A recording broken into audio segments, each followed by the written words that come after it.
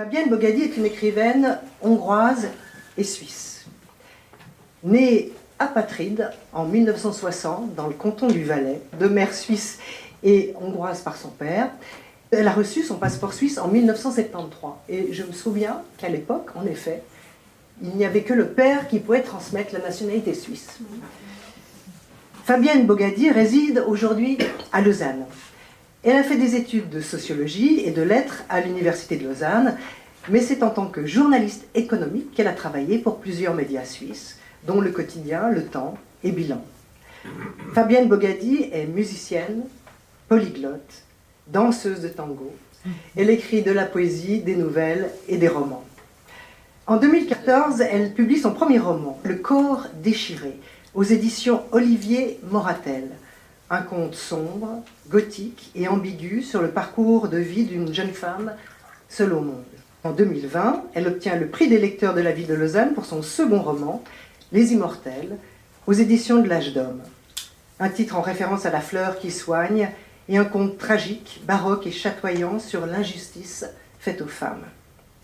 Son troisième roman, La saveur du vent, publié en 2023 aux éditions La Veilleuse, raconte l'histoire d'un autiste qui découvre Barcelone. Son quatrième roman sortira en avril prochain, toujours aux éditions La Veilleuse, et à Lavigny, elle travaille à l'écriture de son cinquième roman. Bonsoir et merci d'être venus si nombreux, c'est un peu impressionnant. Alors ce soir, donc, je vais vous présenter deux extraits de mon prochain roman qui devrait paraître aux éditions La Veilleuse en avril 2026. Et je voudrais profiter de cette occasion pour remercier le canton de Vaud qui m'a donné une bourse sur la base de ce texte et surtout à travers cette bourse qui m'a permis de faire une résidence dans cette magnifique maison.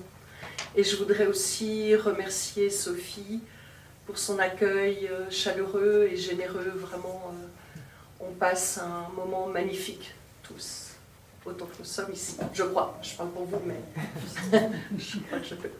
Voilà. Alors, sans attendre, je vais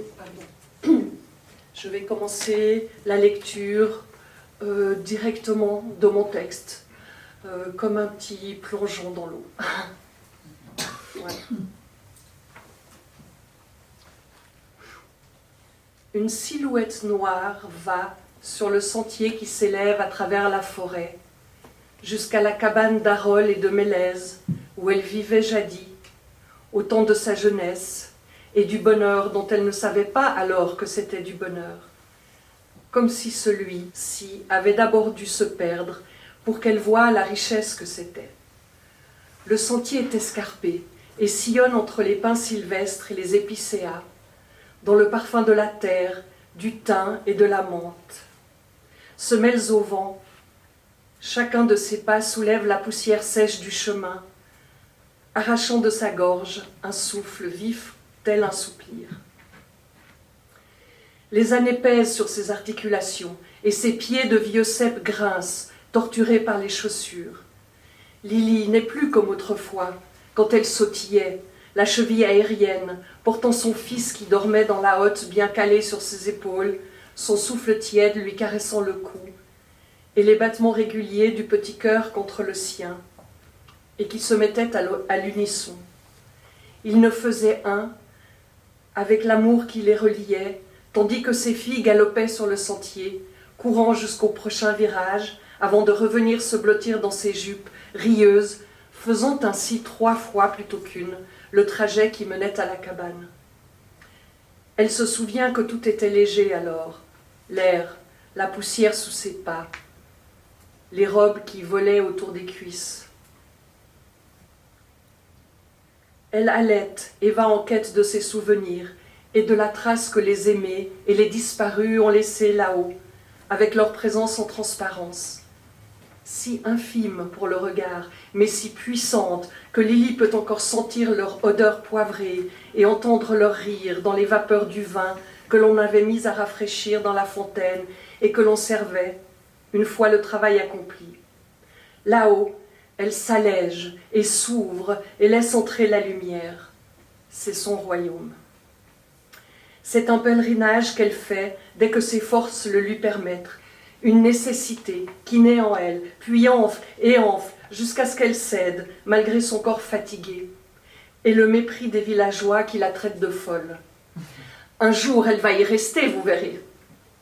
Ils ne savent pas que le chagrin efface les lignes droites et sans fantaisie de la raison, trait après trait, jusqu'à ce qu'il ne reste plus que les songes et le désir de remonter les heures, de renouer avec l'insouciance. Un désir si fort que ce matin-là, à peine levé, Lily a lassé ses chaussures, une dureté sur le visage et le cœur battant. Il n'y avait que ça qui comptait, s'asseoir sur le banc de bois façonné dans le tronc d'un arole abattu par la tempête. Elle a attaché ses cheveux en chignon où se mêlent des fils d'argent et de neige, noué une écharpe bleue autour de son cou, enfilé son manteau de laine.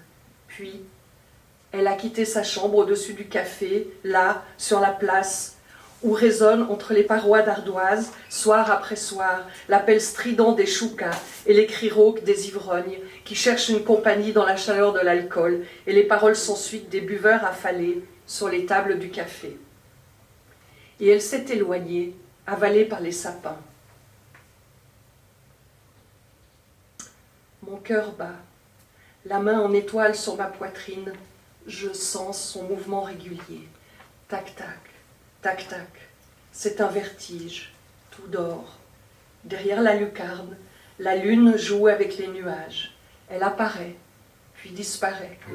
On dirait qu'elle file, et pourtant, elle se trouve toujours au même endroit, parce que seuls les nuages emportés par le vent bougent, et pas la lune. Le monde n'est pas tel qu'il nous apparaît, et nous ne le voyons pas tel qu'il est. Au gré de sa course, des ombres oscillent sur la neige. Je suis au centre d'une lanterne magique.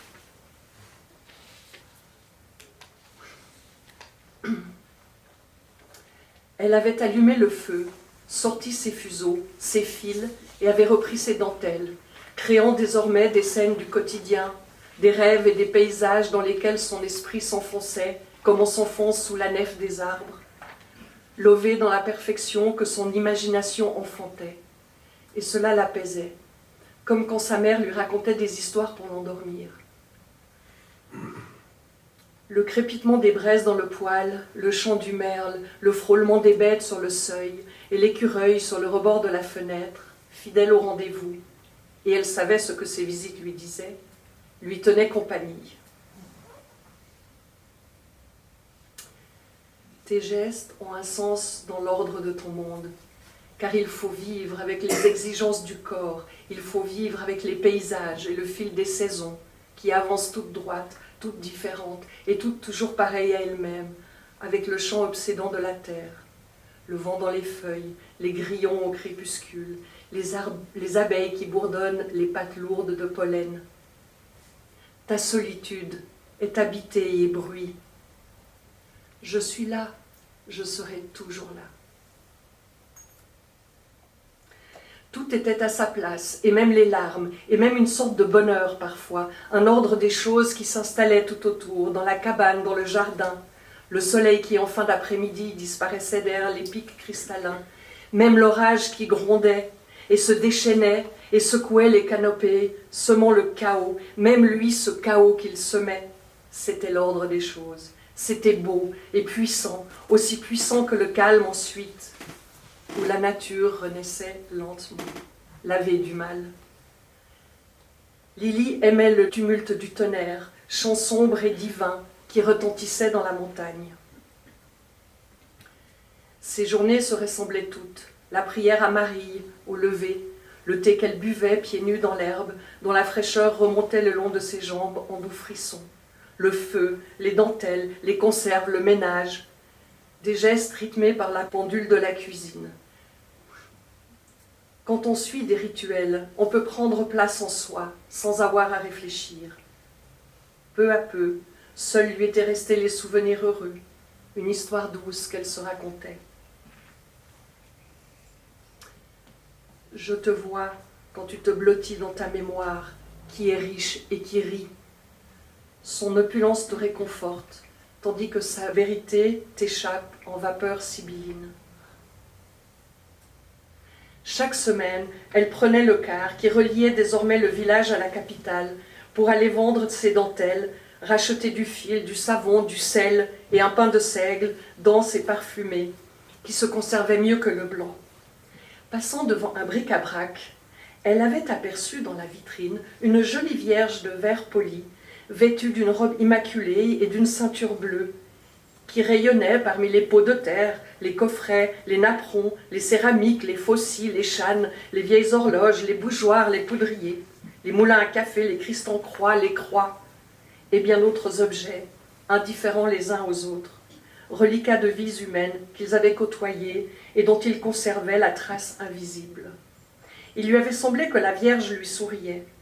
Alors, elle l'avait achetée. Elle l'avait placée dans une cavité au pied du tilleul, et la nuit, la silhouette luisait d'étranges lueurs. Lily ne savait plus si ce qu'elle voyait existait vraiment, ou si c'était son imagination, mais ce qu'elle voyait lui faisait du bien. Le chagrin s'était replié. Il était présent, mais silencieux. Les beaux jours, elle s'installait sous l'auvent pour tisser en chantant les chansons que lui avait apprises sa grand-mère, des chansons d'autrefois, mélancoliques, joyeuses parfois, et qui ranimaient son passé. J'aime ta voix quand elle accompagne ma course volatile. Tes chants sont des ailes soyeuses. Je ne cesse de m'endormir dans tes bras quand tu les fredonnes. On croit que le temps c'est une ligne, mais c'est un point minuscule qui concentre tous les événements passés et à venir. Je suis ton éternel enfant.